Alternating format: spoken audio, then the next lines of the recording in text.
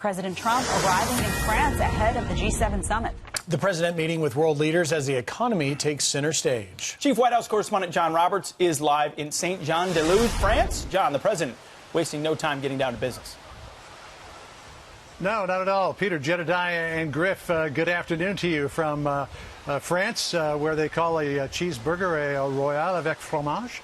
The president not having a cheeseburger, but having a lunch with French President Emmanuel Macron just a short time ago. That was a bit of a surprise. We weren't expecting him to do anything except for the big G7 dinner tonight. The relationship between the president and Macron, which has been very close in the past, has been suffering somewhat. First of all, after Macron said that Europe really needs its own European army because it can no longer rely on the United States to protect it. Then, in a speech commemorating the 100th anniversary of the end of World War I, Macron decried the sort of America First policies that the president has been promoting. And then Macron now is going to be slapping taxes on American tech companies. The president says that he may retaliate by putting tariffs on French wines. But at the lunch today, the president said the relationship between the two leaders is still good. Listen here. We actually have a lot in common, Emmanuel and I. We've been friends for a long time. And every once in a while we go at it just a little bit, not very much, but we get along very well. We have a very good relationship, sort of, I think I can say a special relationship. In bilateral meetings and at the G7 summit meetings, the president is going to be driving a pro-growth message, talking about what he has done in terms of cutting taxes and regulation. In their lunch meeting, Emmanuel Macron did say that many European countries are talking about cutting taxes to invigorate the economy.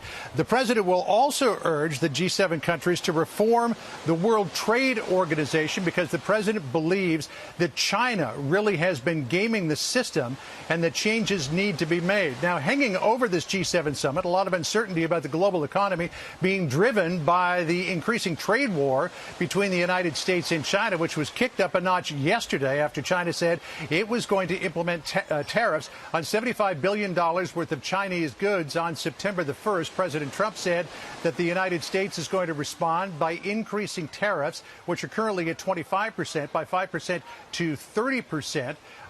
That will happen on October the 1st as part of a package of tariffs on $550 billion worth of Chinese goods. The president also said that he will increase to 15% tariffs that are scheduled to go into effect on September the 1st and on December the 15th. In a tweet yesterday, the president also ordering U.S. companies to start looking for alternatives other than to get their goods made or raw materials from China.